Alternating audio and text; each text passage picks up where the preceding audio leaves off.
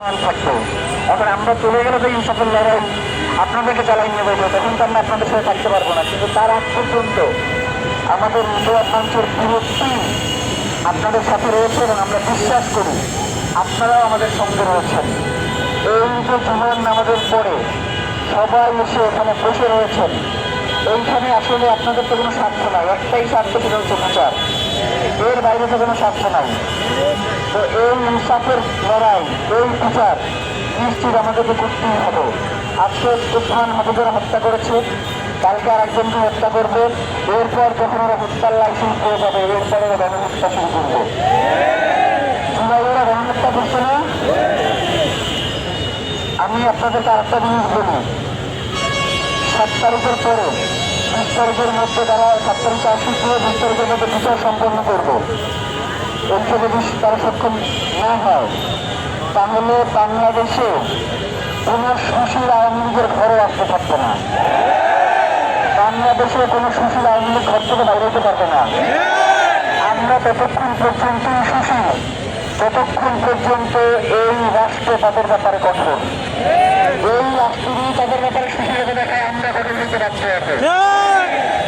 আমরা কোনোভাবেই আওয়ামী লীগের প্রশ্নে এক বিন্দু ছাড় পেতে ইচ্ছুক নয়। আওয়ামী লীগের যে লোক খুন করে নাই, হত্যা করে নাই, তার তো এখন আওয়ামী লীগ থাকবার কোনো প্রয়োজনই নাই।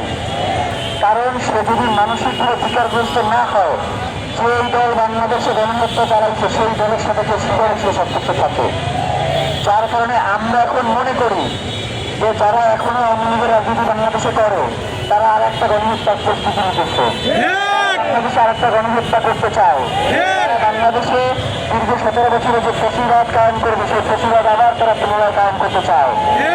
20 তারিখের পরে কোন সুশীলতা আমরা দেখবেন আপনারা। এইখানে এসে যদি কেউ সুন্দর সুন্দর কথা বলে আপনাদেরকে বোঝায়, আপনারা তা মানবেন? আমরা কোন ধরনের কথাও মানবো না, কোন সুশীলতাকে আমরা প্রশ্রয় দেবো না। আওয়ামী লীগের ব্যাপারে যারাই ক্ষমতায় আসবে তাদেরকে জিরো টলারেন্সের ভূমিকা পালন করতে হবে। আমরা তাদেরকেই ক্ষমতায় নিয়ে আসবো যারা আওয়ামী লীগের ব্যাপারে জিরো টলারেন্স। আমরা তাদেরকেই ক্ষমতায় নিয়ে আসবো যারা এই দীর্ঘ 17 বছরের গুম হত্যা নিয়ে কথা বলবে। আমরা তাদেরকেই ক্ষমতায় নিয়ে আসবো যারা বাংলাদেশের স্বাধীনতা সার্বভৌমত্বকে দিল্লির কাছে বর্গা দিবে না।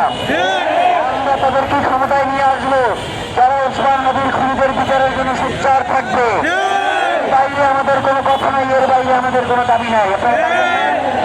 স্লোগান কি হবে? কোন থেকে জোর আছে?